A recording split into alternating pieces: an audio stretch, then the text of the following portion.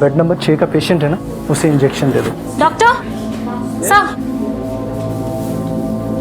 Sir, dengue का एक patient आया है पर हमारे पास बेड अवेलेबल नहीं है।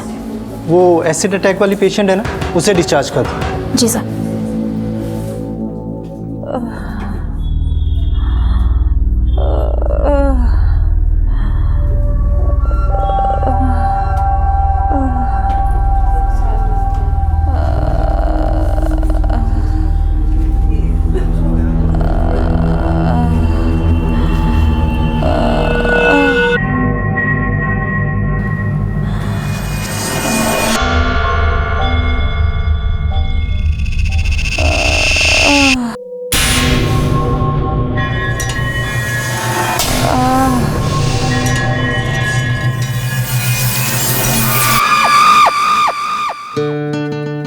कुमुद एसिड अटैक की विक्टिम थी, लेकिन उसे ना तो अपने अपराधी की खबर थी और ना ही वो उसके बुरे इरादों की वजह जानती थी। और अब उसका दर्द भी उसे चुनौतियां देने को तैयार था। कुमुद, तुम्हें डिस्चार्ज कर दिया गया है। तुम केवल 30% ही जली थी। 70% या उससे ऊपर होता तो तुम्हें हमें हॉस्पिटल में रखना पड़ता। ये हमारे हॉस्पिटल की पॉलिसी है। अच्छा, तुम्हारा हॉस्पिटल का बिल कौन पे करेगा? जिंदगी का एक बुरा हादसा जब जिंदगी भर का बोझ बन जाए तो बुरा वक्त कभी अपने आप को कोसने का तकाजा करता है तो कभी अपने आप से लड़ने का। लेकिन वक्त हमारा दोषी नहीं होता है। दोषी वो होता है जो किसी का बुरा करने का अपराध करता है। लेकिन कुमुद के साथ जो हुआ वो बुरे से भी बदतर था। सर, कुमुद का भाई नवीन 2 महीने पहले जेल से छूटा और कुमुद ने उसे अंदर करवाया था। कुमुद के दोस्त ने बताया कि एसिड अटैक से 1 हफ्ते पहले उसने कुमुद को बेल्ट से पीटा था। सर, हो सकता है कि उसने कुमुद पे एसिड फेंका हो। लेके आओ उसे। सर।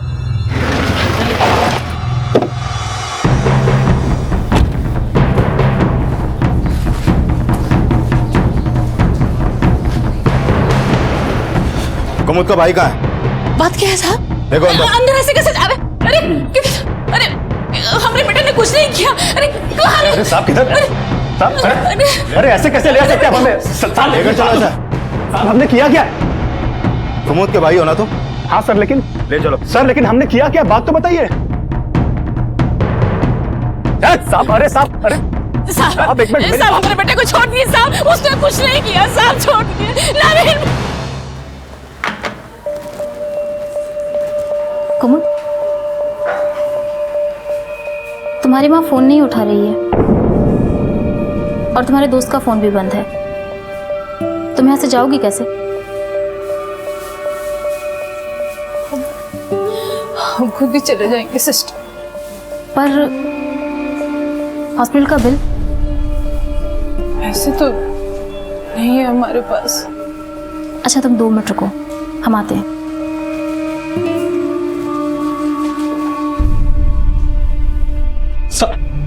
साहब, हम कुमुद पे क्यों एसिड फेंकेंगे? भाई हैं हम उसके। भाई नहीं, तू कसाई है। 10 दिन पहले तूने कुमुद को पीटा और 6 महीने पहले उस बच्ची मीरा का सिर तक फोड़ दिया तूने। तेरा बस चलता तो उस बच्ची की जान तक ले लेता। भाई बोलता है तो साहब, वो भी हमको अपना भाई कहाँ मानती है? अपनी बेटी को तो सर पे चढ़ा के रखा है उसने। माँ से बदतमीजी कर रही थी तो बस इसी खुंदक में हाथ उठ गया। और कुमुद, वो अपनी बेटी को समझाने के बजाय उल्टा मुझे जेल करवा दी। और इसी खुंदक में तूने कुमुद पे एसिड फेंक दिया। साहब, मानते हैं कुमुद से हम नफरत करते हैं, लेकिन इसका ये मतलब थोड़ी कि हम उसके ऊपर तेजाब फेंक देंगे। तूने नहीं फेंका तो और किसने फेंका होगा? साहब, ये हमको कैसे मालूम चलेगा? आप कुमुद के दोस्त वो गौतम से पूछिए ना। एसिड अटैक के टाइम पे वो भी था वहां पर। बैठो कुमुद, 3 दिन बाद आकर पट्टी चेंज करा जाना। और चिंता मत करना, डॉक्टर की बात हो गई है। तुम्हारा खर्चा एक एनजीओ उठा रहा है। ये रख लो। अरे रख लो, पैसे नहीं है तुम्हारे पास? थैंक यू सिस्टर, हम ये पैसे आपको जरूर वापस कर देंगे। अच्छे से जाना। फिलहाल तो तुझे जाने दे रहे हैं, लेकिन हमसे पूछे बगैर ये शहर छोड़कर जाना मत कहीं। जा सकते हो।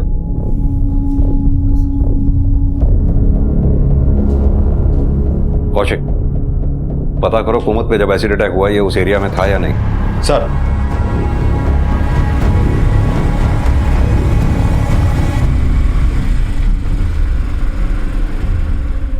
तुम्हारी माँ फोन नहीं उठा रही है, और तुम्हारे दोस्त का फोन भी बंद है।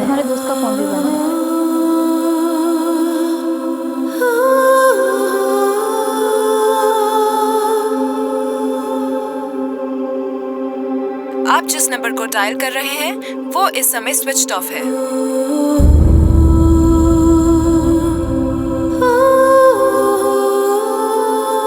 ये मजा आ रहा है? हाँ। एंजॉय करो, बस गिरना मत। संभाल के। बहुत खुश लग रहे हैं ना दोनों? हाँ बहुत खुश लगा। कुमुद, अब वक्त आ गया कि हम सब एक हो जाएं। तो शादी की डेट निकलवा ले। कुमुद एक तलाकशुदा औरत थी। गौतम से दूसरी शादी करके वो जिंदगी की नई शुरुआत करने वाली थी। कुमुद की बेटी को पिता और गौतम के बेटे को मां मिलने वाली थी। दो अधूरे परिवार पूरे होने वाले थे, लेकिन इन सपनों पर एक बुरे मंसूबे का साया था।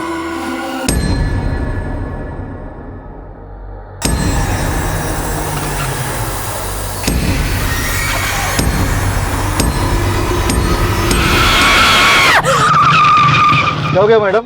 वापस हॉस्पिटल लेकर चलूं? इस हादसे ने सिर्फ कुमुद का जिस्म ही नहीं गलाया, बल्कि उसकी रूह भी हिलाकर रख दी।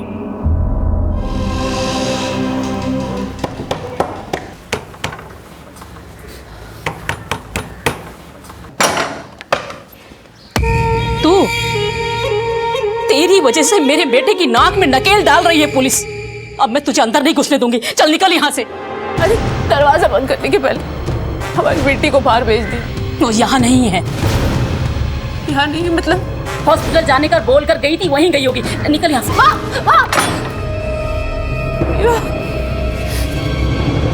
सर, जिस मार्केट में कुमुद पे एसिड अटैक हुआ उसके भाई की फोन लोकेशन उस एरिया की नहीं थी। ये देखिए सर। जेल से होके आया, इतना दिमाग तो रखता ही है कि क्राइम सीन पे मोबाइल ना लेके जाए। लेकिन सर वहाँ आसपास में कोई सीसीटीवी भी नहीं है और ना ही कोई ऐसा विटनेस सामने आया जिसने कुमुद के भाई नवीन या किसी सस्पेक्ट को वहाँ पर देखा हो। कुमुद पे जब अटैक हुआ तो गौतम के साथ साथ उन दोनों के बच्चे भी उनके साथ थे। हैरानी की बात यह है कि गौतम ने देखा तक नहीं। लेकिन सर कुमुद के बयान के मुताबिक उस पर जो एसिड अटैक हुआ उसके पीछे उसके किसी दुश्मन का हाथ है और गौतम तो उसका दोस्त है। लेकिन कुमुद अपने भाई नवीन को अपना दुश्मन बताती है, और अगर यह काम नवीन का है तो उसने कहीं ना कहीं से तो एसिड का इंतजाम किया ही होगा। एक काम करो, नवीन के कॉल रिकॉर्ड्स और उसके यार दोस्त किस किस के पास उसका उठना बैठना है सब अच्छी तरह से इन्वेस्टिगेट करो। हो सकता है शायद कोई क्लू मिले। सर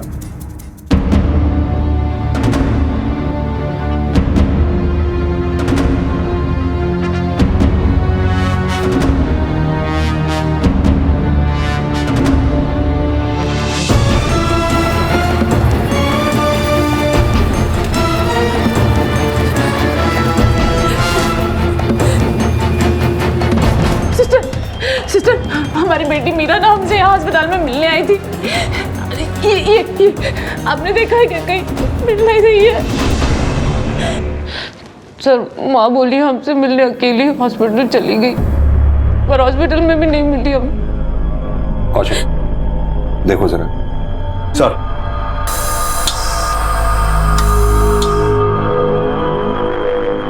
लेकिन एक बात समझ में नहीं आई, आपकी माँ ने मीरा को अकेले जाने क्यों दिया? सर उन्होंने कभी हमारी परवाह नहीं की, तो मीरा की क्या करेंगे? हमने हमेशा उन्हें सगी माँ का ही दर्जा दिया सर,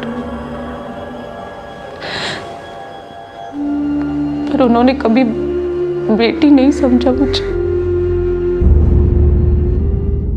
कुमुद की जिंदगी उतार चढ़ाव से भरी थी। अब तक वो एसिड अटैक के सदमे से भी नहीं उबर पाई थी कि उसकी बेटी मीरा लापता हो गई। क्या ये भी उसके घर वालों का षड्यंत्र था, या फिर असल में षड्यंत्र रचने वाला अब तक नजर में ही नहीं आया था?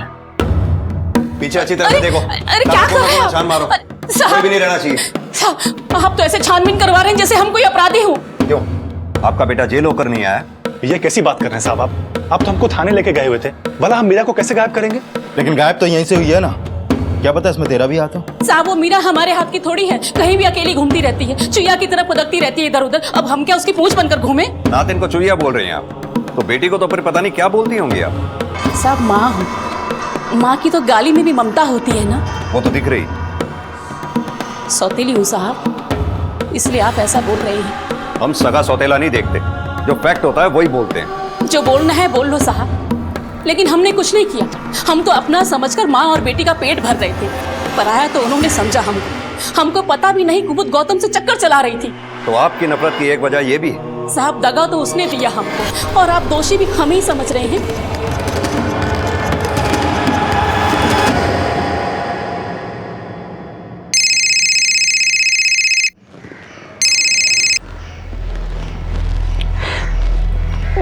गौतम, कुमुद तुम कहाँ हो?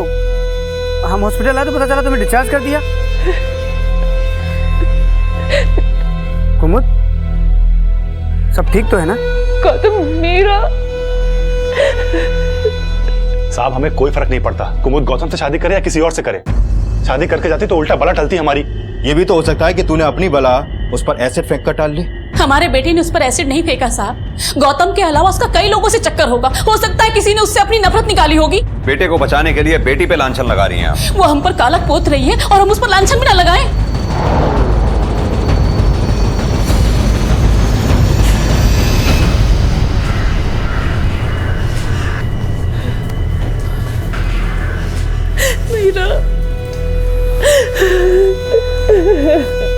कुछ नहीं होगा मीरा को। सर लगता नहीं मीरा को कुमुद के भाई या उसकी माँ ने गायब किया हो, क्योंकि उनके घर से हमें कोई क्लू नहीं मिला। क्लू तो हमें कुमुद के भी किसी अफेयर का नहीं मिला जो उस पर एसिड अटैक की वजह बने। कुमुद ने अपने बयान में किसी ऐसे सिरफिरे का जिक्र नहीं किया जो उसे परेशान करता था या उसका पीछा करता था। कुमुद एक तलाकशुदा औरत है। पहले उस पर एसिड अटैक होना और उसकी बच्ची का गायब होना, कहीं ऐसा तो नहीं इस केस का कनेक्शन उसके पहले पति से हो? लेकिन सर कुमुद का तलाक 5 साल पहले हो गया था। 5 साल बाद उसका पति ये सब क्यों करेगा? कौशिक, 5 साल बाद कुमुद दूसरी शादी करके अपनी लाइफ में आगे बढ़ रही थी। यह भी तो हो सकता है उसका पहला पति 5 साल पहले की कोई नफरत पाले बैठा हो। इस पहले पति की इंफॉर्मेशन निकालो। सर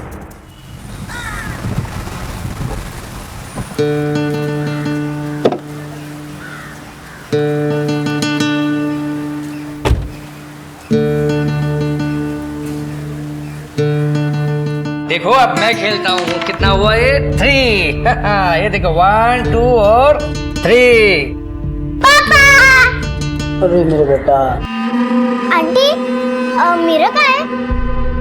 मीरा कल आएगी बेटा, तुम जाओ खेलो।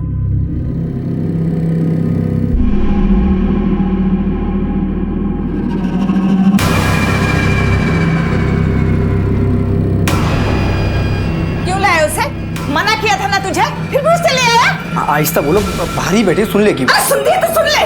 बहुत परेशान है वो, उसकी बेटी खो गई है। वैसे में मैं हेल्प नहीं करूंगा तो कौन करेगा पापा? हेल्प ही करनी है ना तो थोड़े पैसे दे दो उसे। और एक बात सुन लो, हम तुम्हें उससे शादी करने के लिए बिल्कुल परमिशन नहीं देंगे। पापा मेरी बात कुछ बोलने की जरूरत नहीं, बस। उसकी शक्ल देखने के बाद भी तू उससे शादी करना चाहता है? उससे तो शादी करेगा तो सारे घर में मनहूसियत छा जाएगी। सुबह शाम कौन देखेगा उसकी शक्ल? हाँ?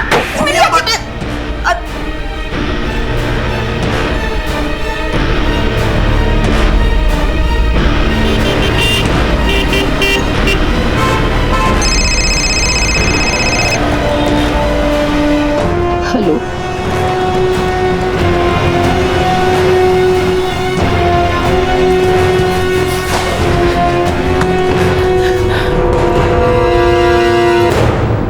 अम्मा। मीरा, अम्मा अब आपकी चोट में दर्द तो नहीं हो रहा ना? नहीं बेटा, बिल्कुल दर्द नहीं हो रहा, बिल्कुल नहीं। मैं आपसे मिलने हॉस्पिटल आ रही थी, लेकिन रास्ता भूल गई। कोई बात नहीं। सॉरी मम्मा। अरे कोई बात नहीं बेटा।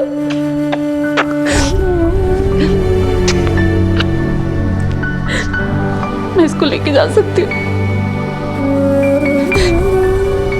तुम जा कहाँ रहे हैं और रहेंगे कहाँ? बेटा जो रास्ते पे लाया है वही रास्ता भी दिखाएगा। और पता है, भगवान भी उसकी मदद करते हैं जो अपनी मदद खुद करता है। सर ये राजेश बिष्ट, कुमुद का तलाकशुदा पति।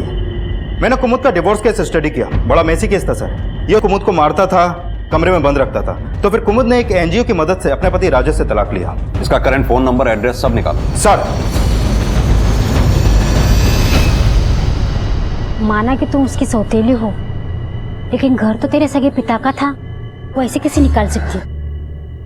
हाँ बेटा, हम पड़ोसी हैं तेरे, ऐसा नहीं होने देंगे हम। चल हम बात करें तेरी माँ से और भाई से। नहीं अंकल, अब उस घर में रहे ना तो हमारा दम घुट जाएगा, अब नहीं। तो तुम जाओगी कहाँ? और कोई रिश्तेदार है तुम्हारा? है तो, मगर माँ ने सबको भड़का रखा है हमारे खिलाफ, कोई मदद नहीं करेगा। तो बेटा फिर तू जाएगी कहाँ? एक जगह है हमारे पास, मेरे दोस्त का घर खाली है, वो थोड़ा पुराना है, लेकिन आप दोनों का बंदोबस्त हो जाएगा। चलो घर का इंतजाम तो हो गया बेटा, लेकिन फिर खाने पीने का ये नहीं अंकल, मेरे पास भी है, ये लो रख लो काम बेटा, है। रख लो। तुम्हारे साथ बच्ची भी है ना, मैं अपनी दुकान से तुम्हें राशन का बंदोबस्त कर देता हूँ। देखना, मर जाएगी लेकिन किसी पे बोझ नहीं बनेगी। तो क्या वो वापस नहीं आएगी? कहाँ वापस आएगी वो?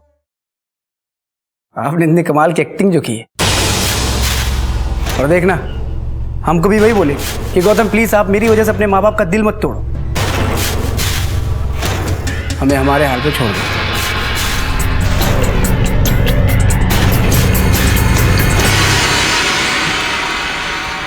मम्मा, हम यहाँ रहेंगे? हाँ बेटा, ये घर ना बिल्कुल हमारी तरह है। जैसे हमें सबने छोड़ दिया, इस घर को भी सबने छोड़ दिया। पर देखो, आंधी, तूफान, बारिश, सबके बाद भी ये घर टूटा नहीं। वाव, कितना बड़ा घर है मम्मा, और खिड़की भी है, बहुत रोशनी आएगी, और हम लोग यहाँ पे छुपन छुपाई भी खेल सकते हैं। मम्मा, मुझे घर बहुत पसंद आया, थोड़ा गंदा है लेकिन साफ कर लेंगे। इतनी बड़ी हो गई हो तुम। अगर उस बेसहारा पर तरस खाकर दुनिया ने हमें कोसना शुरू कर दिया तो? अरे दुनिया को कुछ नहीं पड़ी, बस पुलिस को ना पता चले, इसलिए एक्टिंग चालू रखनी पड़ेगी।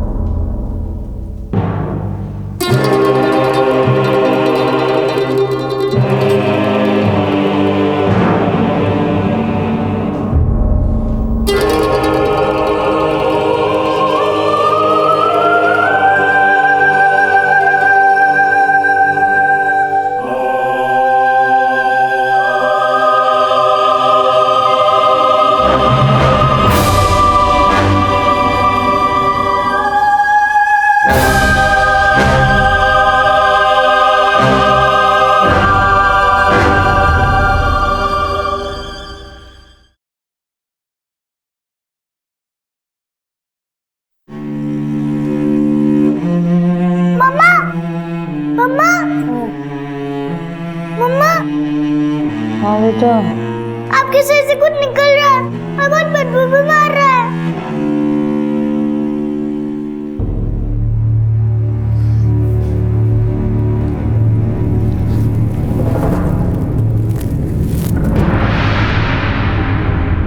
बेटा, आप 5 मिनट के लिए बाहर जाओगे, मम्मा सब साफ कर देगी। हाँ साहब, हम क्यों झूठ बोलेंगे? वो दोनों माँ बेटी यहाँ नहीं आई। माँ सच कह रही साहब, पर हम क्यों झूठ बोलेंगे ऐसा? देखो बेटा, मम्मा ने पूरा साफ कर दिया, अब तो बिल्कुल बदबू नहीं है, नहीं है ना बेटा?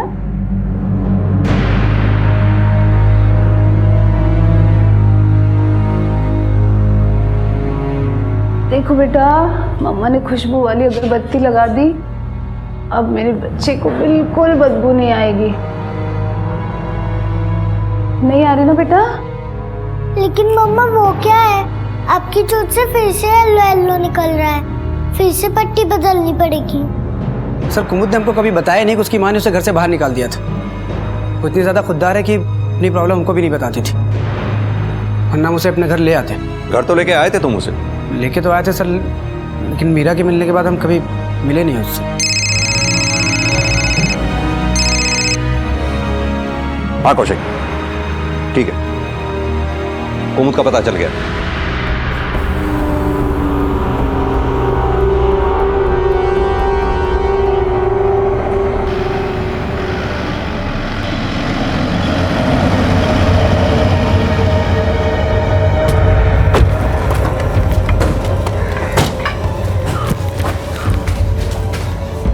कमाल है कुमुद, हमें इतना पराया कर दिया कि अपनी प्रॉब्लम में शेयर नहीं किया। तुमने बताया क्यों नहीं? तुम्हारी माँ ने तुम्हें घर से निकाल दिया। अब तुम यहाँ नहीं रह सकती, चलो हमारे साथ। एक मिनट, हमें कुमुद से बात करनी है, प्लीज जरा आप। कुमुद,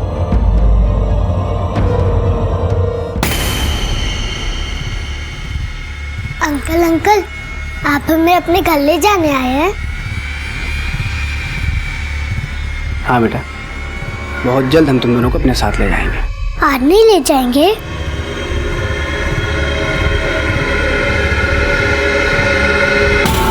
अच्छा, हमें पता चला है तुम्हारी शादीशुदा जिंदगी काफी मुश्किलों भरी थी। तुम्हारा पति तुम्हारे साथ मारपीट किया करता था। घाव तो वो भी बहुत गहरे थे सर, पर लगता है जिंदगी हर पड़ाव पर कुछ नए घाव दे देती है। हो सकता है तुम्हारे इस घाव की वजह भी तुम्हारा अतीत ही हो। क्या तुम्हें नहीं लगता तुम्हारे पहले पति ने ही तुम पे एसिड फेंका होगा? पुलिस अब इन संभावनाओं को खंगालना चाहती थी कि कुमुद पर हुए एसिड अटैक का कनेक्शन कहीं उसके पहले पति से तो नहीं था, जो कि इस केस को 7 साल पीछे ले जाने वाला था।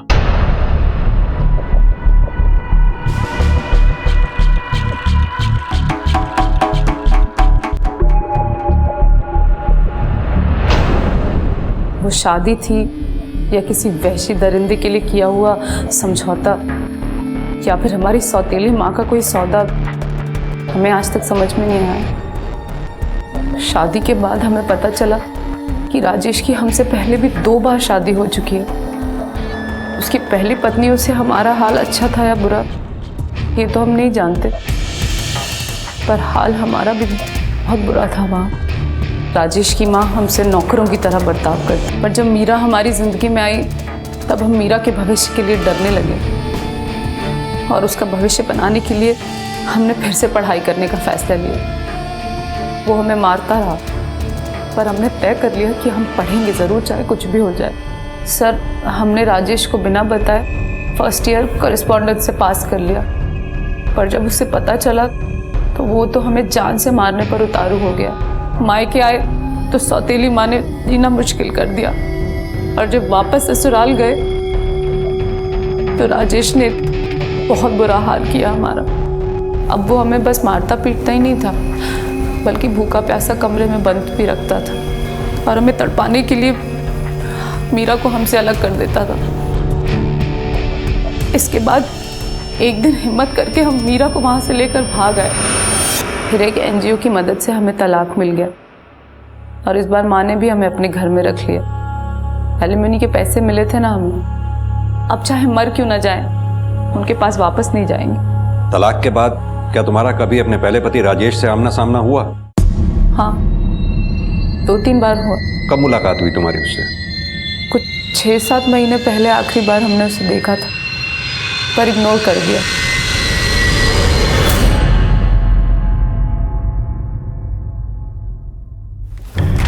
सर, कुमुद का पहले पति राजेश की फोन लोकेशन उस एरिया की नहीं थी जहां पर कुमुद पे एसिड अटैक हुआ था, लेकिन सर उसके कॉल रिकॉर्ड में एक नंबर सामने आया। ये देखिए सर, ये नंबर एक केमिकल सप्लायर का है। राजेश की इस केमिकल सप्लायर से अक्सर बातें होती हैं।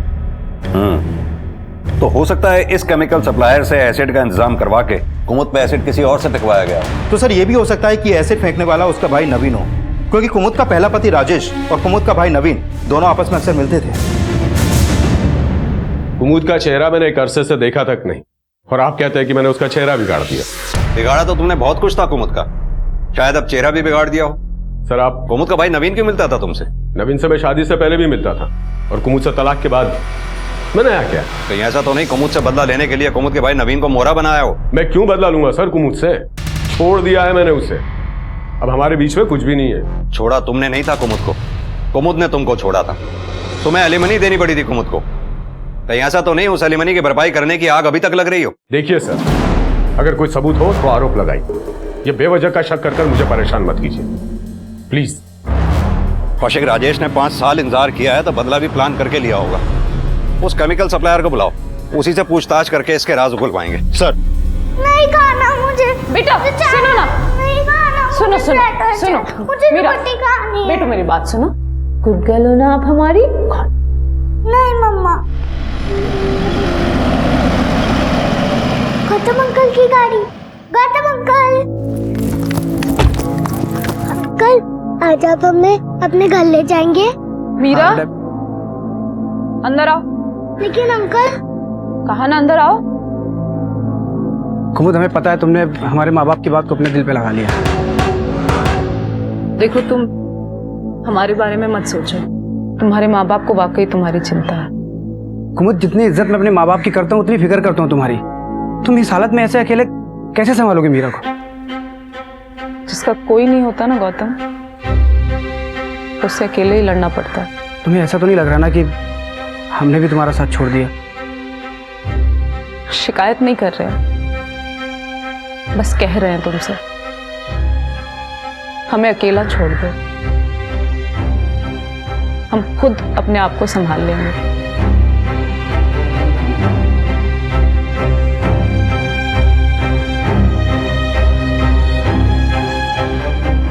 चाहिए हमारी तरफ से मना मत करना प्लीज। सुनो, ये पैसे दिखाकर ना हमारी भावनाओं को छोटा मत करो। और एक बात कहें तुमसे,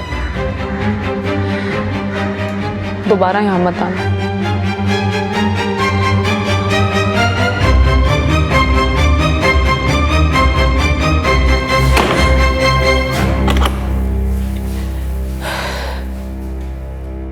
मम्मा, अब हम वरुण और गौतम अंकल से कभी नहीं मिलेंगे ना? बेटा, जब वक्त बदलता है ना तो थोड़ा थोड़ा हमें भी बदलना पड़ता है ना? आप अपनी मम्मा पे ट्रस्ट करो, हम दोनों मिलके ना सब ठीक कर लेंगे, ठीक है? सर, हम एसिड में डील करते ही नहीं, फिर हम कैसे देंगे किसी को? एसिड में डील नहीं करते, लेकिन किसी के लिए एसिड का इंतजाम तो करवा ही सकते हैं। लेकिन हम क्यों किसी के लिए एसिड का इंतजाम करेंगे? राजेश के लिए। सुना है दोस्त है वो तुम्हारा? हाँ दोस्त है, लेकिन उसने कभी हमसे एसिड के लिए नहीं बोला। पुलिस अब ये पता करने में जुट गई कि कहीं कुमुद पर एसिड फेंकने वाला गौतम से जुड़ा कोई शख्स तो नहीं था। पुलिस कुमुद को इंसाफ दिलाने के लिए हर संभव प्रयास कर रही थी, और वहीं कुमुद अपनी आजीविका के लिए संघर्ष कर रही थी। और इसी दौरान पुलिस को एक इंफॉर्मेशन मिली। सर, गौतम के घर के नौकरों से एक बात पता चली है। गौतम के पेरेंट्स कुमुद और गौतम की शादी के खिलाफ थे। हाँ, ये बात सही है कि हम पहले से ही चाहते थे कि कुमुद की शादी गौतम से ना हो, लेकिन इसका मतलब ये तो नहीं है ना कि हम कुमुद पे एसिड फेंकवाए। तुम्हारे पेरेंट्स ने एसिड नहीं फेंका, तो फिर क्या तुमने कुमुद पे एसिड फेंकवाया है? सर, आप कैसी बात कर रहे हैं? मतलब हम क्यों एसिड फेंकवाएंगे कुमुद पे? हम तो प्यार करते थे ना उससे। मतलब अब प्यार खत्म हो गया? नहीं, अब अभी भी करते हैं। तुम यहाँ ऐशो आराम भी जी रहे हो और वहाँ कुमुद दर दर की ठोकरें खा रही है। नहीं सर, ऐसी बात नहीं है। हम अपने पेरेंट्स को कन्विंस करने की पूरी कोशिश किए थे, पर वो नहीं माने तो क्या करें? कौशिक, ये पेरेंट्स नहीं माने या गौतम खुद भी कुमुद से शादी नहीं करना चाहता था? ये गौतम और इसकी फैमिली की हिस्ट्री निकालो। सर,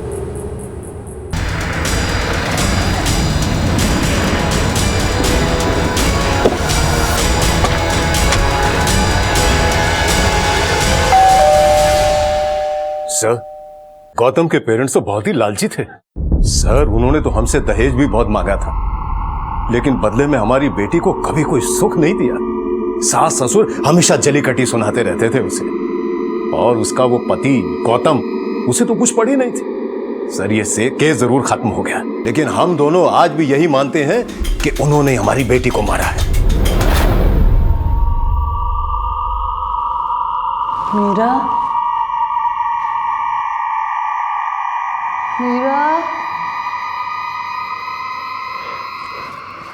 मीरा, मीरा, मीरा, कहाँ हो बेटा? मीरा,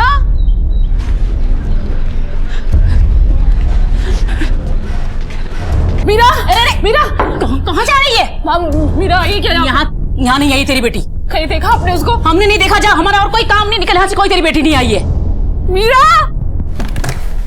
सर, गौतम के पेरेंट्स के बारे में कुछ और बातें सामने आई हैं। गौतम की पहली बीवी के मरने के बाद वो गौतम के लिए रिश्ता ढूंढ रहे थे और जहां जहां उन्होंने रिश्ते की बात चलाई वहां उन्होंने मोटे दहेज की मांग की। यानी गौतम अगर कुमुद से शादी करता तो गौतम के पेरेंट्स को वो मोटा दहेज नहीं मिलता। गौतम कुमुद से ही शादी करना चाहता था।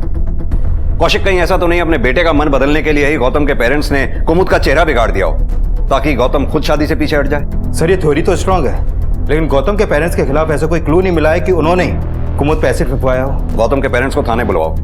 सर, हम बार बार कह रहे हैं कि हमने कुमुद पे ना एसिड फेंका है ना किसी से फेंकवाया है, फिर भी आप नहीं मान रहे हैं। लेकिन आप लोगों ने पहली बहू को तो मारा ही था ना। सर, आपने अच्छी तरह केस स्टडी नहीं किया है। अगर हमने मारा होता तो हम हवालात में नहीं होते। पहले बच गए, लेकिन इस बार आप लोग हवालात में पहुंच सकते हो। सस्पेक्ट्स बढ़ रहे थे, लेकिन स्ट्रॉन्ग एविडेंस ना होने की वजह से पुलिस किसी को भी रिमांड पर नहीं ले पा रही थी। और इसी बीच पुलिस को कुमुद की बेटी के एक बार फिर से लापता होने की सूचना मिली। क्या मीरा इस बार भी रास्ता भूल गई थी, या अब माँ और बेटी के फिर से मिलने के रास्ते भी बंद कर दिए गए थे? साहब, हमने मीरा पर हाथ नहीं उठाया, बल्कि उसने हमें परेशान कर रखा था और इसीलिए आप लोगों ने उसे गायब कर दिया। साहब, हमने मीरा को गायब नहीं किया। बस हमको तो लगता है कि ये सब उस गौतम ने किया होगा। वो क्यों करेगा? अब क्यों करेगा ये तो नहीं पता, लेकिन हमने उसको मीरा के साथ में देखा था। कहाँ देखा था उसे? वहीं संगम चौक पे।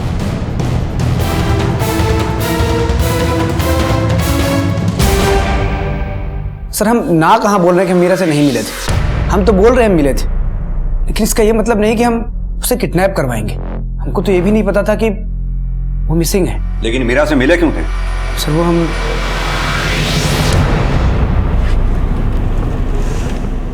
मम्मा बहुत बीमार है, थोड़ी सी हेल्प कर दो ना।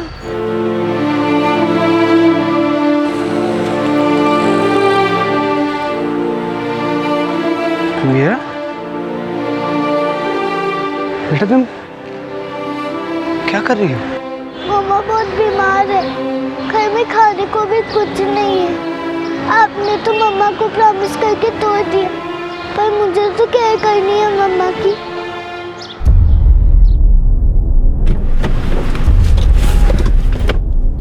मीरा से नजर मिलाने की हमें हिम्मत नहीं हुई थी, इसलिए हम वहां से चले आए। और सर, हम मानते हैं कि हम कुमुद से शादी करने का वादा किए थे, पर अब उसे अपनाने की हिम्मत नहीं है सर। तो कुमुद से अब तक दिखावा कर रहे थे तुम?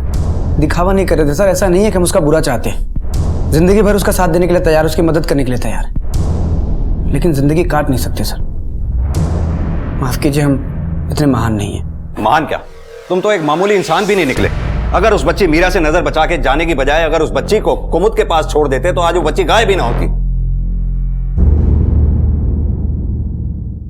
हेलो, क्या? ठीक है, एड्रेस भेजो। सर, राजेश का दूसरा नंबर ऑन है, अभी त्रिवेणी संगम में एक्टिव है।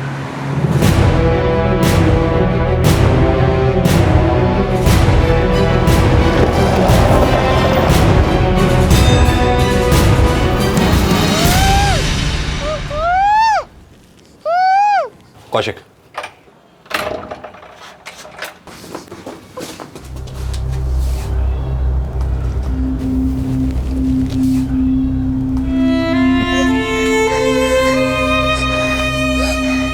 रो मत बेटा, कुछ नहीं होगा।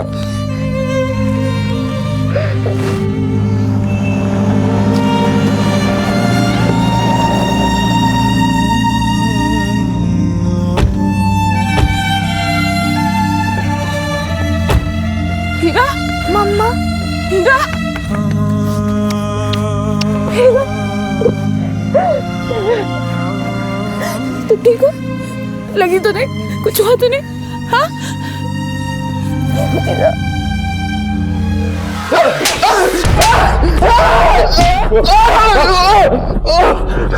बता, मीरा को क्यों उठाया था?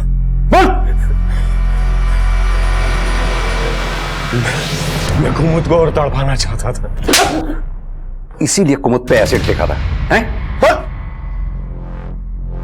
सर, अगर कुमुद के पहले पति राजेश ने वाकई में कुमुद पे एसिड फेंका होता तो जैसे उसने कुमुद की बेटी को किडनैप करने की बात मानी तो ये बात भी मान लेता। कौशिक कुमुद का पति ही नहीं, कुमुद की माँ, भाई, दोस्त, गौतम के घर वाले, कोई भी इस केस में अपराधी हो सकता है।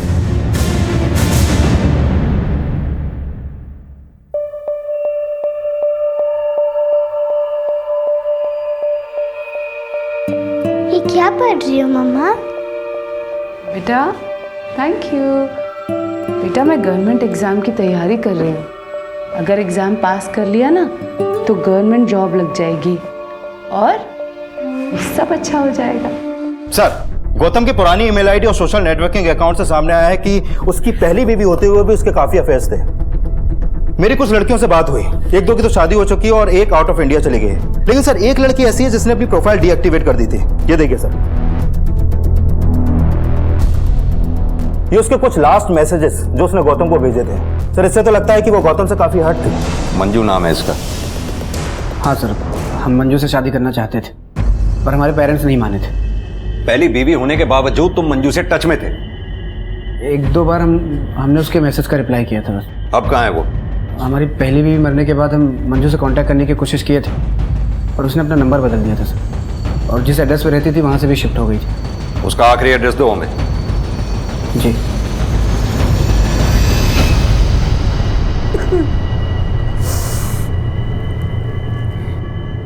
मेरी मंजू गौतम से बहुत प्यार करती। जब से वो इसकी जिंदगी से गया तब से इसकी ये हालत है।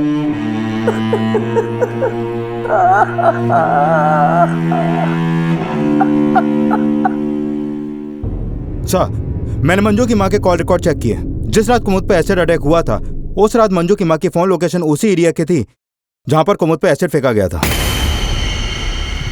मैंने किसी पर कोई एसिड नहीं फेंका, मेरा विश्वास कीजिए साहब। हमने ये भी पता कर लिया है गोदावरी जी कि आपने वो एसिड खरीदा कहां से था। अब सीधी तरह से मान लीजिए जो भी कुछ आपने किया है। बोलिए।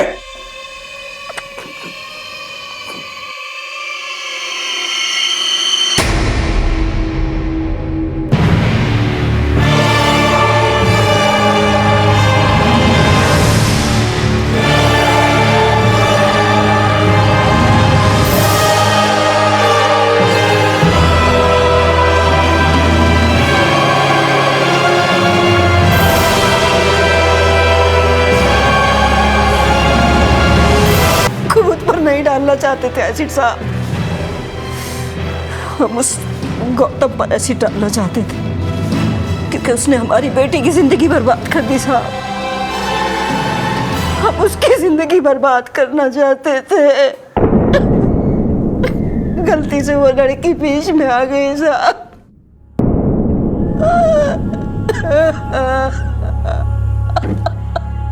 हम बुरे के साथ भला करने का तो नहीं सोच पाते हैं, लेकिन बुरे के साथ बुरा करने का ख्याल भी बुरा ही होता है। कहने को मंजू की मां बुरी नहीं थी, लेकिन उसका इरादा गलत था। गौतम के साथ बदला लेने की बजाय अगर वो अपनी बेटी का हौसला बढ़ाने पर जोर देती तो शायद उन मां बेटी की जिंदगी भी संवर सकती थी। लेकिन कुमुद जैसी मिसाल दे पाना हर किसी के बस में नहीं होता। कड़े संघर्ष के बावजूद आखिरकार कुमुद अपने पांव पर खड़ी हो गई। सरकारी नौकरी के लिए एंट्रेंस एग्जाम देने के बाद उसे नौकरी भी मिल गई।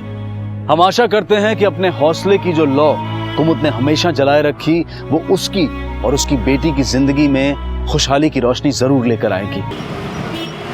सो जा, सो गई लगता है बिटिया रानी, सो जा।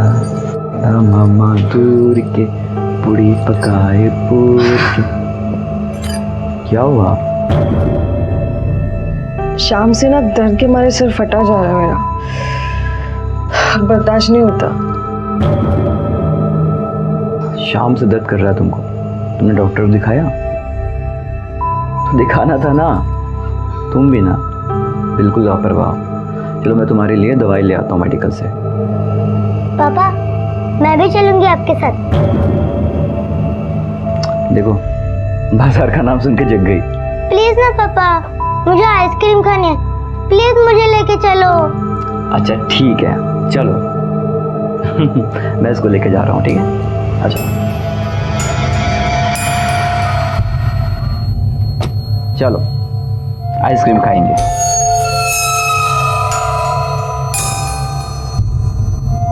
पापा मैं स्ट्रॉबेरी खाऊंगी। अच्छा। नहीं चॉकलेट। अच्छा। नहीं नहीं नहीं वैनिला खाऊंगी। अच्छा बाबा, तुम्हें जो पसंद है वो खा लेना। खुश? चलो आज।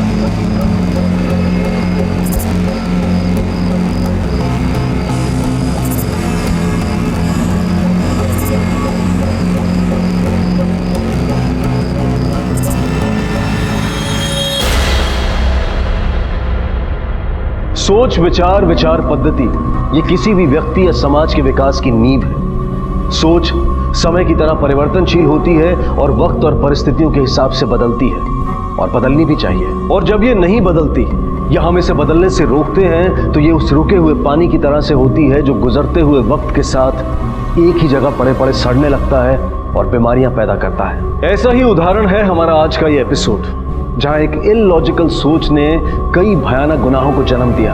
अच्छी लगी आइसक्रीम आपको? हाँ? ओहो इंदु, अरे रात के वक्त तुम्हें दरवाजा तो बंद करना चाहिए।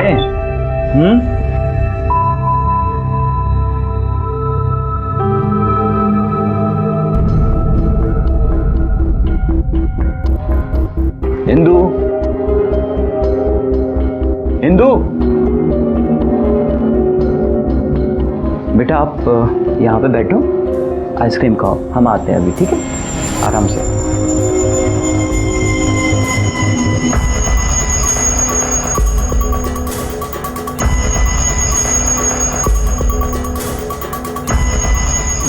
इंदु है क्या यहाँ पे? नहीं, यहाँ तो नहीं आई। अच्छा,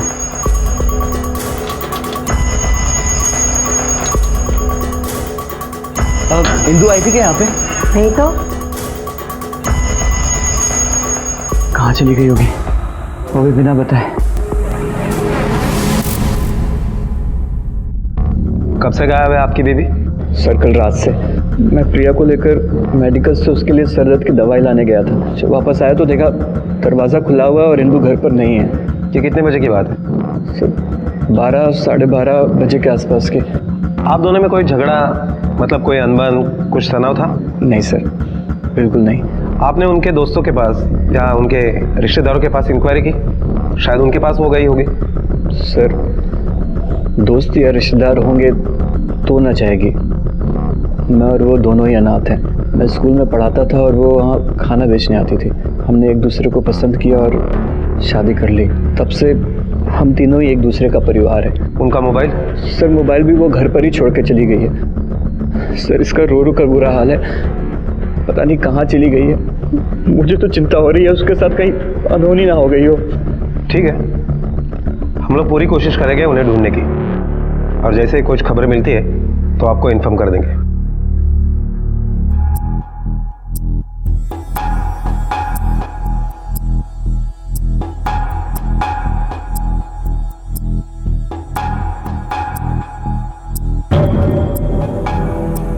साहब ऐसी वैसी कोई बात नहीं है, कागज पूरे हैं हमारे। ये राजस्थान कपड़ों का नया लाट लेके आए थे, जो बच गए हैं उनको वापस लेके जा रहे हैं। गाड़ी की तलाशी लो।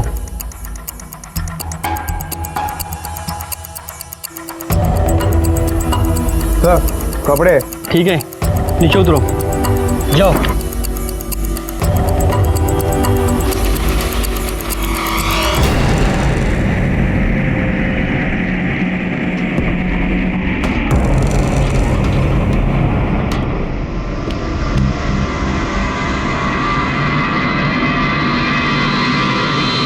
ओके ठीक है सर।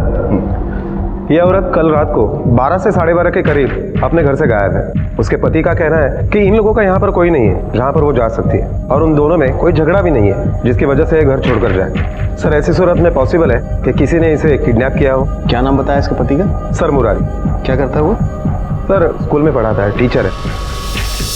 कितने बजे की घटना है? कुछ 12 से 12:30 के करीब।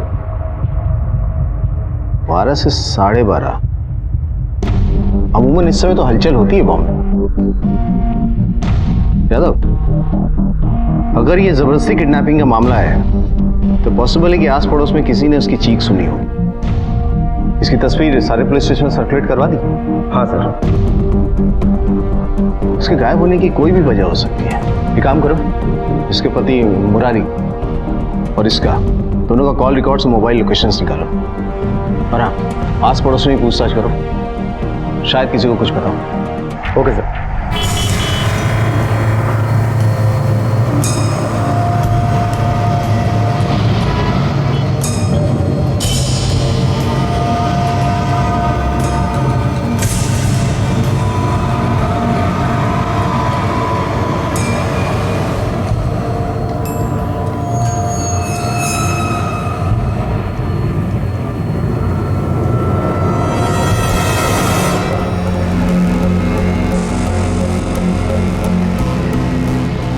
मैंने तुम्हारी सारी बातें मान ली। तुमने जो कहा वो किया। अब मेरी बेटी के साथ कुछ गलत मत करना। हमारा वास्ता थारे से है, थारी बेटी से कोने। मम्मी, मम्मी, क्या हो बेटा, क्या हो गया? मम्मी हमें छोड़कर काम पे चली गई, बताना। आ जाएगी, तुम्हारी मम्मी जल्दी से आ जाएगी, है ना? परेशान नहीं होते ना? रो मत, है ना? पापा मम्मी को बुलाओ, उसको बुलाओ, मुझे मिलना है, उसको पहले बुलाओ। पापा, पापा मम्मी को बुलाओ। इस केस में अभी बहुत से सवाल मुंह बाए खड़े थे। ये कौन लोग थे जिनके हवाले इंदू ने अपने आप को इतनी आसानी से कर दिया था और उनका जुल्म सहने पर मजबूर थी? क्या वास्ता था उन लोगों का इंदू से? और क्या वो इंदू की बेटी का भी हनन करना चाहते थे? क्यों ये जघन्य अपराध वो उसके साथ कर रहे थे? और क्या इस सारे वाकये का मुरारी से भी कोई संबंध था? एक अपहरण जो कि अपहरण था भी या नहीं ये कहना मुश्किल था, लेकिन इसके पीछे का सच बेहद अजीबोगरीब था। सर, मोहल्ले में हमने जितने भी लोगों से इंदू और मुरारी के बारे में पूछताछ की तो सभी का यही कहना है कि इंदू बहुत ही अच्छी इंसान है, किसी के साथ कोई झगड़ा नहीं, अपने परिवार से भी बहुत प्यार करती है और मुरारी भी बहुत अच्छा इंसान है। उन दोनों के फोन रिकॉर्ड्स में कुछ संदिग्ध मिला? नहीं सर। किसी भी पुलिस स्टेशन से कोई इन्फॉर्मेशन मिली? अब तक तो नहीं मिली है सर। यादव, कोई भी हादसा बेवजह नहीं होता। इस केस की हमें बहुत बारीकी से छानबीन करनी पड़ेगी।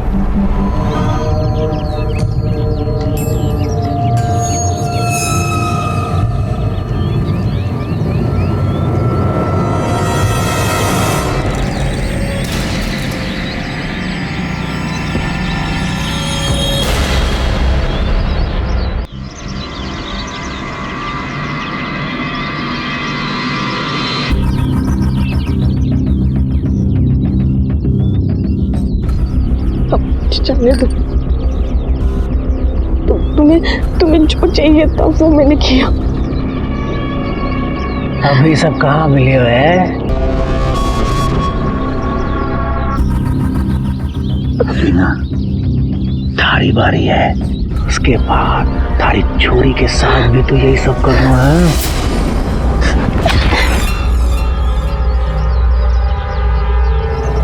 मेरी बेटी, तुम लोग मेरे बेटे के साथ कुछ गलत नहीं कर सकते। देखो, तुम्हें जो चाहिए था वो मैंने दिया। तुमने मुझसे वादा किया तो। प्रिया बेटा, बेटा रोते नहीं, दूध पी लो। चलो। नहीं, मम्मी आने के बाद ही पीऊंगी दूध। बेटा, पहले मम्मी को आने दो। आ जाएगी बेटा, जल्दी मम्मी आ जाएंगी।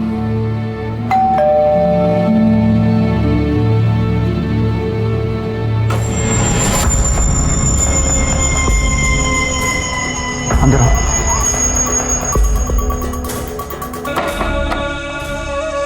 तू क्यों आया यहाँ पे? तारे भूल गया था, पता चला तू आज आया ही नहीं तो मैं सीधा यहाँ चला आया। देख बल देख, हमारे पास थारे को देने के लिए एक पैसा नहीं है, ना मैं दूंगा। वैसे भी हमारी लाइफ में बहुत टेंशन चल रही है, मैं उसी में उलझा हुआ हूँ। सुना है मैंने इंदू गायब हो गई है, पर मैं ये सोच रहा था कि गायब हुई है या कराएगी। देख भैया, ज़्यादा सोचने की जरूरत ना है, अपने काम से काम लोग चल यहाँ से। देख मुरारी, ऐसा है जरूरत तो थारे को मारी कभी न कभी तो पड़ेगी, क्योंकि मैं ही वो इंसान हूं जो सब जानता है। याद है ना, उस वक्त भी थारे को मारी जरूरत पड़ी थी। देख रहा है वक्त अपने आप को कैसे दोहराता है। चलता हूं, जरूरत पड़े तो याद कर लेना।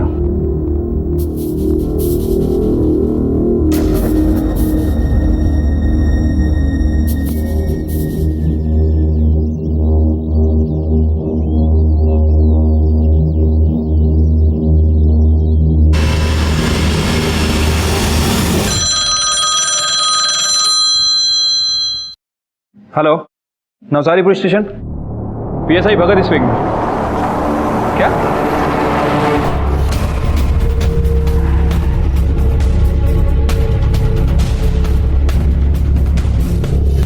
मैम, दोनों के सर पे वार किया गया है। सूखा और खून और बॉडी देखकर लगता है कि वारदात 8 से 10 घंटे पुरानी है। कुछ ऐसा मिला है जिससे बॉडी की शिनाख्त हो सके? नहीं मैम, कत्ल के हथियार के अलावा और कुछ नहीं मिला है। ये तो किसी हेवी व्हीकल का पाना है, ट्रक वगैरह में होता है ये। लेकिन यहाँ आसपास तो कुछ नजर नहीं आ रहा है ऐसा। बॉडी सबसे पहले किसने देखी थी? मैंने देखी थी। मैं खेत से काम करके लौट रहा था और अचानक मेरी नज़र पड़ी, यहाँ लाशें पड़ी हैं। भगत, बॉडी पोस्टमार्टम के लिए भेजो और ये आसपास के एरिया में और सारे ढाबों पर पूछताछ करो। हो सकता है किसी ने कुछ देखा हो। Right ma'am.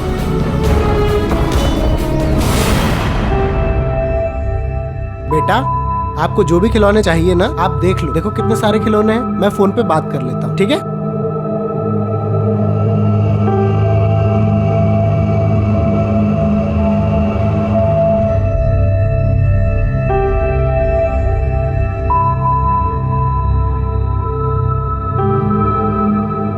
Hello, Ram Ram Mishra, Murari बोल रहा हूँ।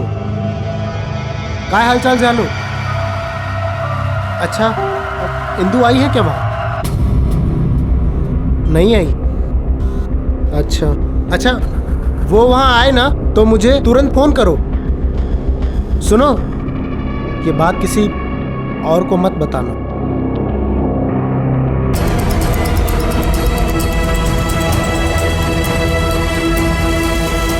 सर, मुरारी जिस स्कूल में काम करता है उस स्कूल के प्यून ने हमें बताया कि कल कोई बलदेव नाम का आदमी मुरारी को पूछते हुए वहां आया था और उसका कहना है कि वो मुरारी का दोस्त है। लेकिन जब हमने मोहल्ले में और आसपास पूछताछ की तो कोई भी बलदेव को नहीं जानता।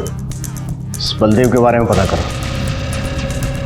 और हमें मुरारी और इंदु के अतीत के बारे में भी जायजा लेना होगा कि हो सकता है जिसे हम आज में तलाश रहे हैं वो इनके अतीत का हिस्सा हो। मतलब वो लोग कौन है, कहाँ से आए, इससे पहले कहाँ थे, क्या करते थे, सारी डिटेल्स निकालो। Okay sir.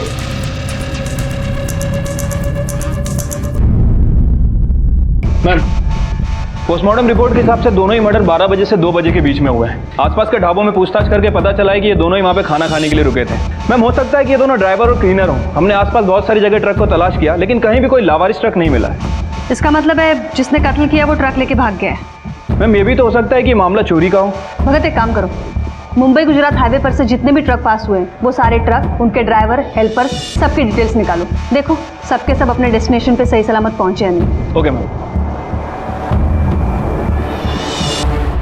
ये देखो मम्मा, मैं आपके लिए सॉरी का ग्रीटिंग कार्ड लेके आई। अगर मेरे जिद और शरारत से अब गुस्सा होकर चली गई हो तो प्लीज वापस आओ। अब मैं कभी जिद और शरारत नहीं करूंगी। अब प्लीज वापस आ जाओ, प्लीज। बस सर, दिन रात में रोती रहती है, अपनी माँ को याद करते हैं। आपसे गुजारिश है, इस बच्ची के लिए उसकी माँ को ढूंढो प्लीज। हम उन्हें ढूंढ रहे हैं। एक बात बताओ, ये बलदेव कौन है? बलदेव? सर, मैं किसी बलदेव को नहीं जानता हूँ। लेकिन वो तो कह रहा था कि वो तुम्हें पर्सनली जानता है और एक अनजान आदमी जो तुम्हें जानता नहीं है वो तुम्हें अपना दोस्त क्यों बताएगा? मेरी बीवी गायब हो गई, मेरी बच्ची का रो रो कर बुरा हाल है और आप इंदु को खोजने के बजाय उल्टा मुझ पर शक कर रहे हैं। अंकल, मेरी मम्मा मिली, कहाँ पे वो? देखो बेटा, आप रोना मत। आपकी मम्मी जहाँ कहीं पर भी है हम उन्हें ढूंढ के निकालेंगे। लेकिन आप इस तरह से रोती रहोगी तो आपकी मम्मी को कितना बुरा लगेगा, है ना? रोना मत। एक बच्ची अपनी माँ की ममता के लिए तरस रही थी और वहीं दूसरी तरफ वो माँ किसी से अपनी बेटी को बचाने की कोशिश कर रही थी और इसी खींचातान में जुर्म ने अपने पांव जमा लिए थे। इंदु को अगवा करने वालों का किसी ने कत्ल कर दिया था और वो वजह क्या थी जिसके कारण एक माँ, एक पत्नी जो कल तक अपने घर की चार दीवारी में खुश थी, आज दर दर की ठोकरें खा रही थी। इस कहानी में मुरारी की भूमिका क्या थी और बलदेव कौन था और वो मुरारी को कैसी मदद की पेशकश कर रहा था, और इंदु आखिर कहां थी और किन हालात में थी।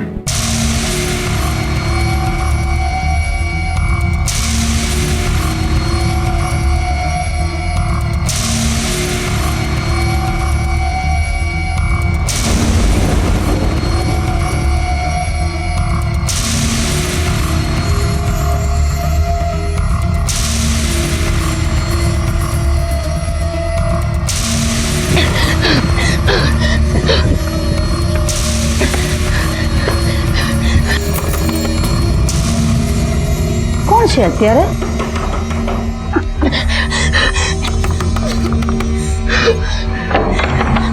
अरे अरे कौन है तू?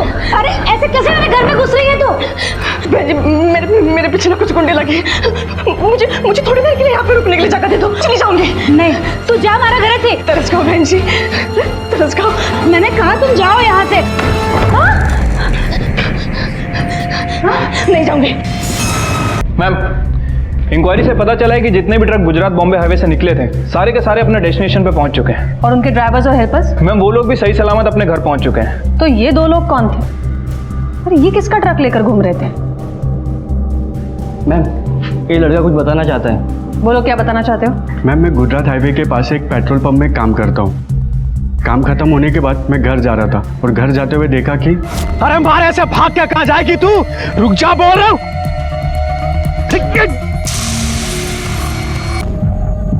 इसका मतलब है वो दो नहीं 3 लोग थे, उसमें से 2 मारे गए। और ये औरत कौन है जिसने ये दोनों लोगों का खून किया है, और क्यों? तुम्हें उस आदमी और औरत का चेहरा याद है? हाँ मैम, याद है।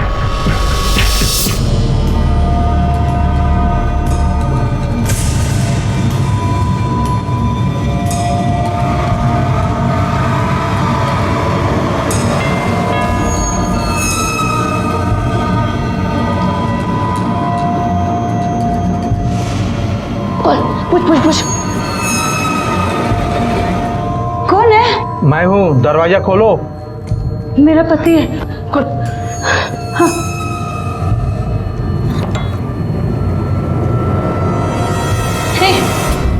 चुप, चल बैठ, चल बैठ, बैठ तो काट डालूंगी, बैठ।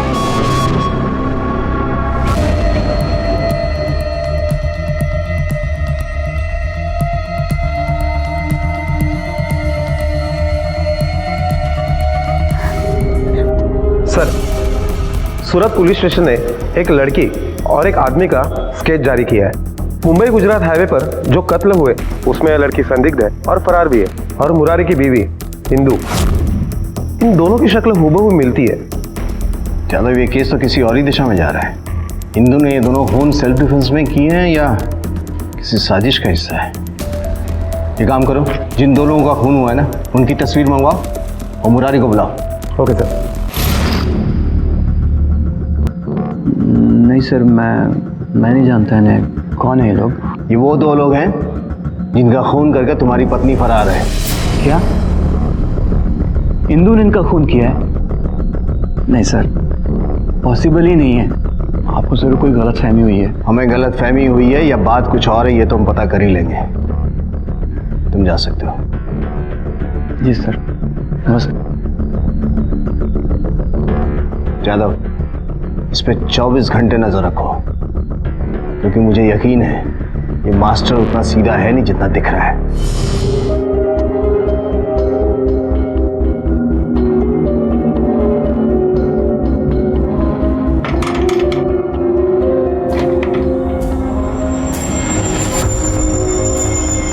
बलदेव मेरी मदद करेगा?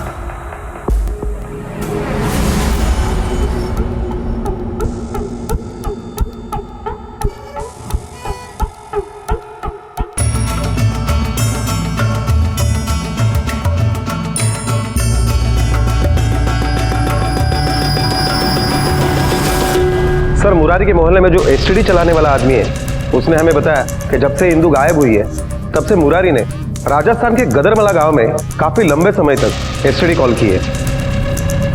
जादव, जिन 2 लोगों का कत्ल इंदु ने किया है उनका पहनावा भी राजस्थानी है। इसका मतलब है इंदु के गायब होने का मुरारी से कोई ना कोई लिंक है। तुमने मुरारी के पास के बारे में पता किया? यस सर, जब हमने मुरारी के मकान मालिक से बात की तो उसने बताया कि जब 8 साल पहले मुरारी उसके पास आया था तब मुरारी ने उसे बताया था कि वो राजस्थान से है। इसका मतलब हम सही दिशा में जा रहे हैं। हमें सूरत पुलिस स्टेशन से भी बात करनी पड़ेगी। हो सकता है उनके पास कोई इंफॉर्मेशन हो जो हमारे बहुत काम की निकले। ये लीजिए सर, हमारी इन्वेस्टिगेशन और केस से जुड़ी सारी इंफॉर्मेशन इस फाइल में।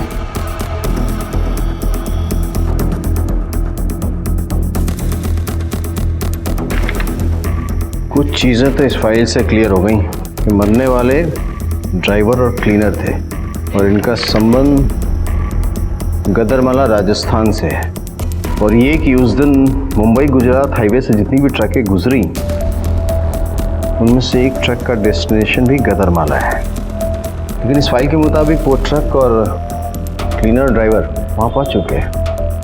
सर, अगर ड्राइवर और क्लीनर का खून हो चुका है तो वो ट्रक गदरमाला पहुंचा है किसने? ये तो ज़्यादा हमें वहाँ जाके ही पता लगाना पड़ेगा।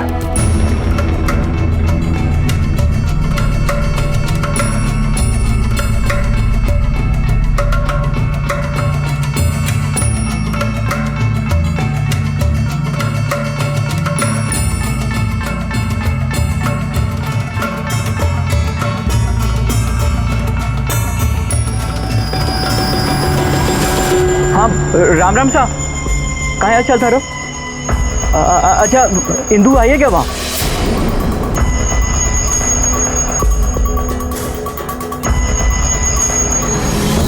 बंदे, देखा मैं सही कह रहा था, वो वही है भाई। अब तुझे मेरे लिए एक बार फिर वो करना पड़ेगा जो तू पहले भी कर चुका है।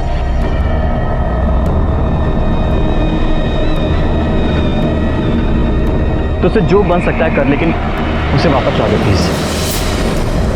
तू ये है ना बलदेव, तू तो बोल रहा था इसे जानता नहीं। चलो, तुम दोनों का टाइम आ गया। ए रोक, तेरी तो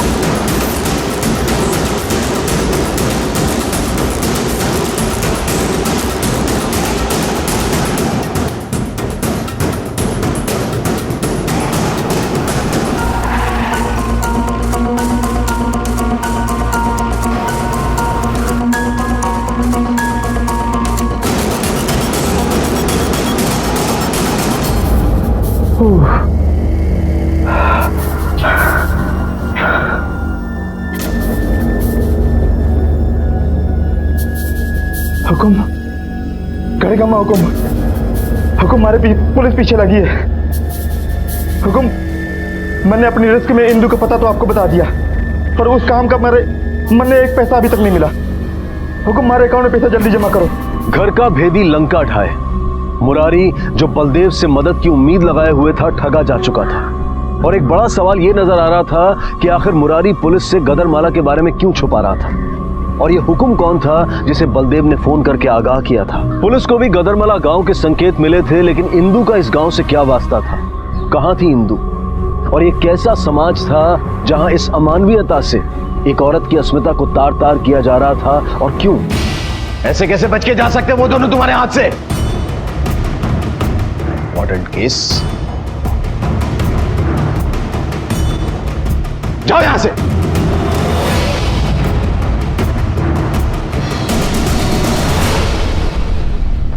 चलो, हमारा शक सही था। इस मुरारी का इंदु के गायब होने से जरूर कोई लेना देना है। सर, कहीं ऐसा तो नहीं कि मुरारी ने अपनी बीबी को गायब करवाया हो? अगर गायब भी करवाया होगा तो कोई वजह तो होनी चाहिए, जबकि इंक्वायरी में यह बात साफ हो गई है कि एक्स्ट्रा मैरिटल अफेयर जैसी कोई चीज नहीं थी। दोनों एक दूसरे से बहुत प्यार करते थे। मुझे लगता है इन सारे सवालों का जवाब हमें गदरमाला से ही मिलेगा। आखिर क्या कनेक्शन है इस वारदात का उस गांव से? एक काम करते हैं, मैं गदरमाला जाके वहां का सच पता करता हूं। तब तक तुम बलदेव और मुरारी दोनों को अरेस्ट करो। Okay sir.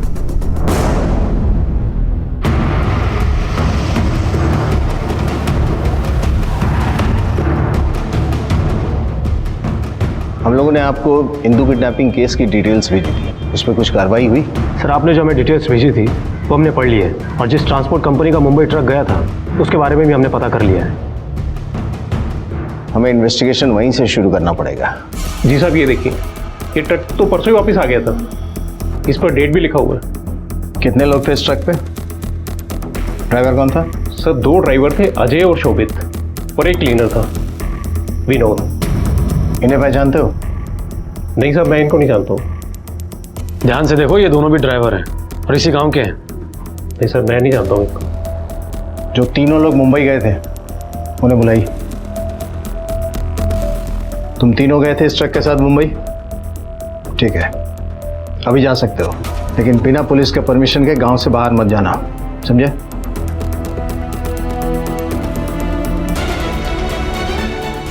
दीपक, अगर ये लोग इसी गांव के हैं तो गांव से इंक्वायरी करते हैं, कोई तो पहचानता होगा उन्हें। Yes sir.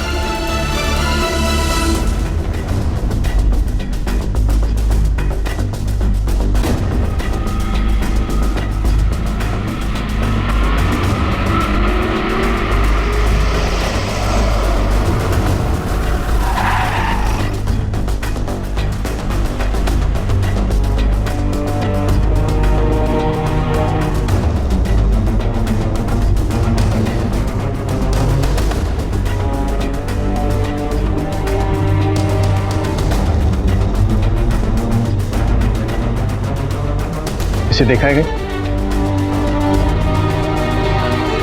ना जी साहब, मैंने इस छोरी को नहीं देखा।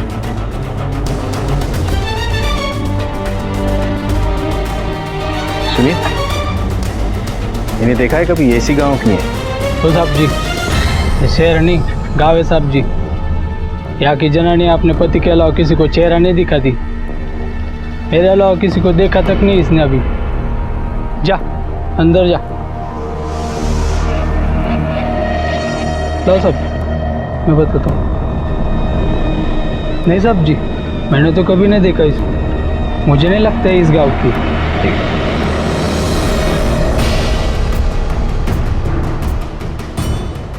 यही घर है सर।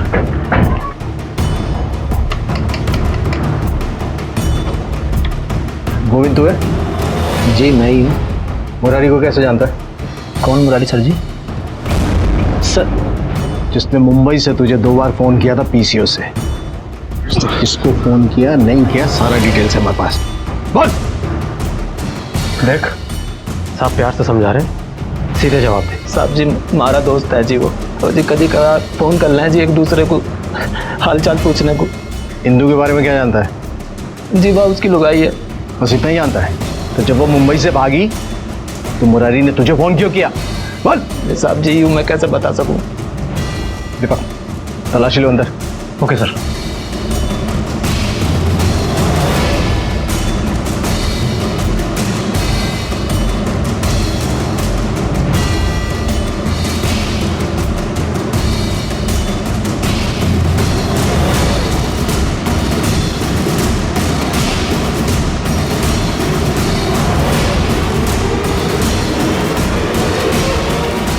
सर ये देखिए,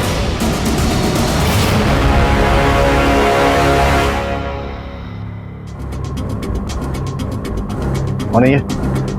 सर जी हमारी घरवाली थी। ये तो वही औरत है ना जो वहां थी? हाँ सर, वो तो कह रहा था कि उसकी पत्नी।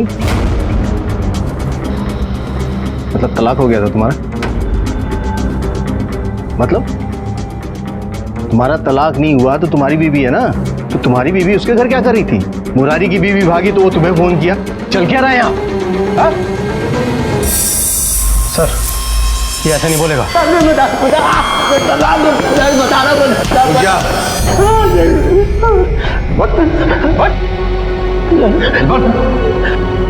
तो हमारे गांव की प्रथा बिल्कुल अलग है।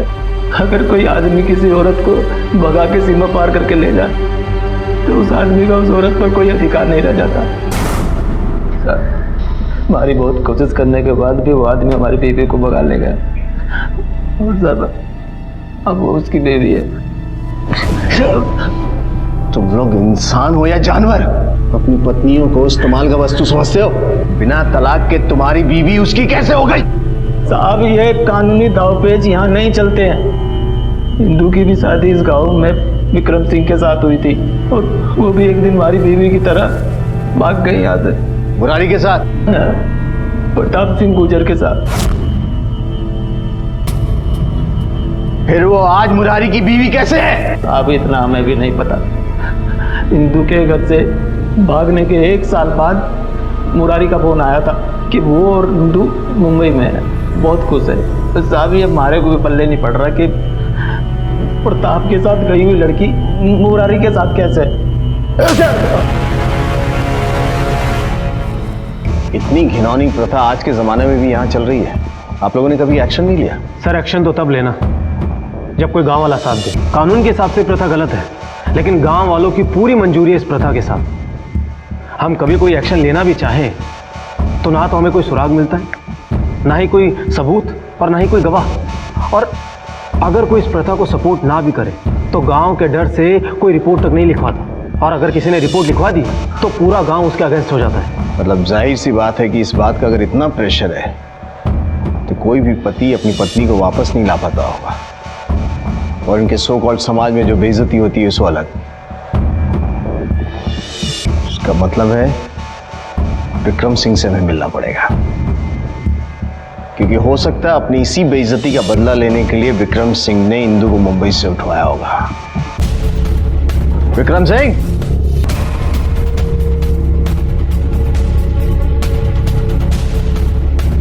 तुमसे बर्दाश्त नहीं हुआ कि इंदू तुम्हें छोड़कर किसी और को चुन ली, तुम्हारी बेइज्जती की, और इसी बेइज्जती का बदला लेने के लिए तुमने उसे मुंबई से उठवा लिया। जिस प्रताप के साथ वो भागी थी और जब उसके खून का मैंने सुना तब भी मैंने उसका हालचाल नहीं पूछा, तो फिर साहब आज बदला लेने की बात कहाँ से आवेगी? क्या प्रताप का खून इंदू के तुम्हारे घर से जाने के कितने दिनों बाद हुआ था? जिस दिन इंदू भागी थी उसके तीसरे दिन ही प्रताप की लाश गांव के बाहर मिली थी, और साहब इंदू का आज तक पता नहीं चला कि वो कहाँ गायब हुई है।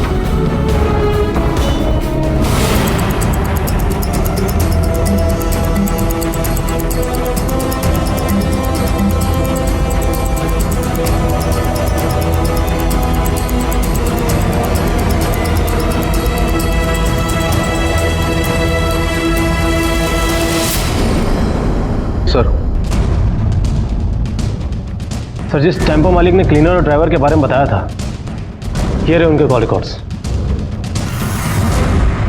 इसके मुताबिक तो पिछले 1 हफ्ते में ये लोग गांव से बाहर गए ही नहीं।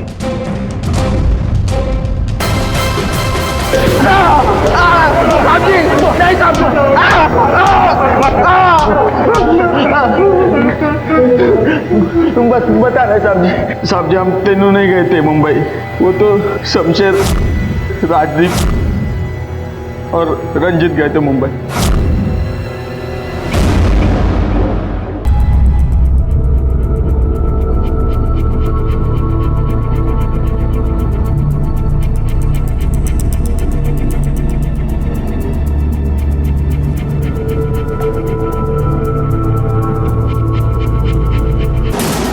पकड़ो से भागने नहीं किए, रुक जा। भाग रहा था मैं, देखे नहीं चल।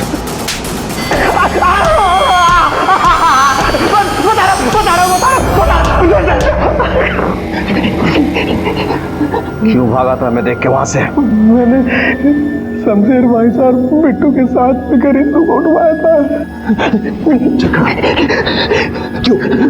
क्यों सब उठा के मैं उसको गांव लेकर आया था। लाना था ना साहब जी,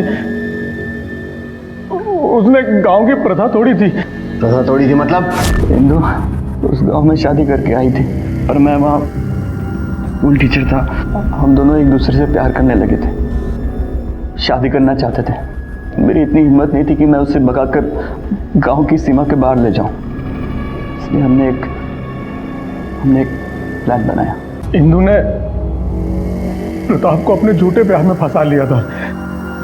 अब वो टेढ़ा दिलेर आदमी विक्रम के यहाँ उसे कोई भी नहीं रोक पाता है। बस गांव वालों की नजर बचाकर इंदू और वो दोनों गांव की सीमा से बाहर चले गए। उसके अगले दिन मैंने और इंदू ने तो धोखे से मार दिया, लेकिन सर हम उसे मारना नहीं चाहते थे, बस उसे बेहोश करके वहाँ से भागना चाहते थे। वो गलती से बाहर इतनी जोर का लग गया कि उसके बाद मैं और इंदू सीधा मुंबई आ गए और शादी करके नई जिंदगी शुरू कर दी। साहब, गांव के ना नियम कायदे कानून प्रथा होती है, कानून उन्हें माने या ना माने, लेकिन हम लोग उसको अपनी जान से भी ज्यादा मानते हैं। अरे ये हिंदू और मुरारी ने पूरे गांव का नाम कटवा दियो, तो सबके अंदर गुस्सा भरो। तो एक दिन फोन आयो बलदेव का, उसने बताया कि ये हिंदू मुंबई के मीरा रोड में रह रही, तो बस ये बदला लेने को टाइम आ गया। तो तुम लोगों का गुस्सा इंदू और मुरारी दोनों पर था ना? है? तो सिर्फ इंदू को क्यों उठाया? जी, हम तो तीनों को लेने गए थे, वो इंदू खुद ही आ गई हमारे सामने।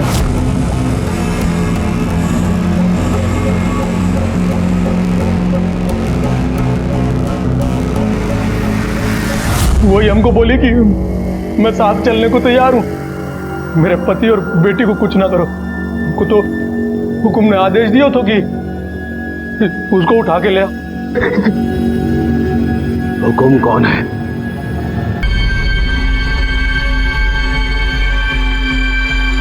क्यों उठवाया था उसे तूने?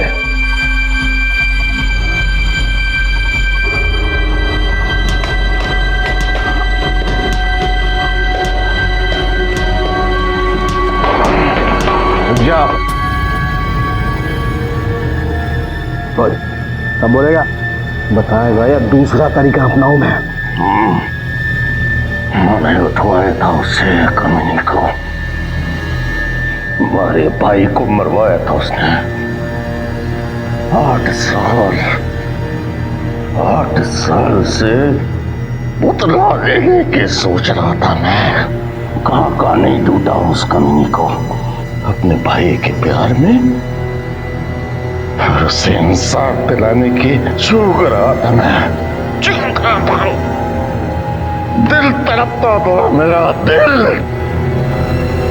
अब वो तड़पेगी जिंदगी भर। सुन, जिसे तो इंसाफ कह रहा है ना, वो वहशीपन है। तुम्हारे भाई को इंसाफ तब मिलेगा जब तू हमें बताएगा कि वो कहाँ है और कानून उसे सजा दे। आप जी, मुझे चाहे कुछ भी कर लो, मैं नहीं बताने वाला कि वो कहाँ है, और ना ही कोई गांव वाला बताएगा। गांव के रीति रिवाज तोड़े हैं उसने, गांव की प्रथा तोड़ी है उसने। सजा तो भुगतनी ही पड़ेगी उससे जिंदगी भर। नहीं बताएगा तू? आप मुझे आप चाहे कुछ भी कर लो, मैं नहीं बताने वाला। मैं बताऊंगा।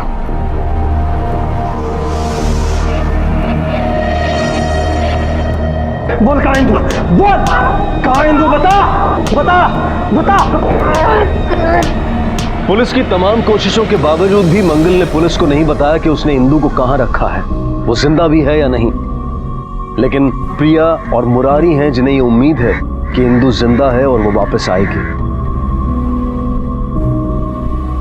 ये केस इंसानियत को शर्मसार कर देने वाला है कि आज के समय में भी ऐसी प्रथाएं जीवित हैं जिन्होंने इस कदर मानसिक गुलामी में जकड़ा हुआ इंसान को कि वो सही और गलत का फर्क नहीं देख पाता है। ऐसी प्रथाएं ही हमारे देश के विकास की गति में भी अवरोध है।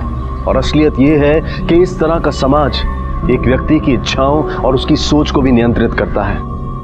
देश तो आजाद है, लेकिन आज भी ऐसी कई जगहें हैं जहां लोग इस तरह की पिछड़ी और घिनौनी प्रथाओं के गुलाम हैं। मंगल और राजदीप को इंदू को अगवा करने और उसके साथ बलात्कार करने के लिए और मुरारी को प्रताप के कत्ल के लिए गिरफ्तार किया गया है। ये सभी इस वक्त न्यायिक हिरासत में हैं और चार्जशीट फाइल होनी अभी बाकी है। संस्कृति और संस्कार इंसान की बेहतरी और विकास के लिए बनाए गए हैं। अगर कोई भी संस्कृति, संस्कार और प्रथा के नाम पर वहशी होने का दावा करे तो अपने ज़मीर को जगाएं और सही बदलाव लाने की कोशिश करें। इसी विचार के साथ अब मैं अनूप सोनी आपसे विदा लेता हूं। फिर मुलाकात होगी अगले एपिसोड में एक और चौंका देने वाले केस के साथ। तब तक अपना और अपने परिवार का ख्याल रखें और देखते रहें क्राइम पेट्रोल डायल 100। सबक एक को, सीख हम सबको। जय हिंद। क्राइम पेट्रोल के और भी दिलचस्प कहानी देखने के लिए हमारे चैनल को सब्सक्राइब करें और बेल आइकॉन दबाना न भूलें।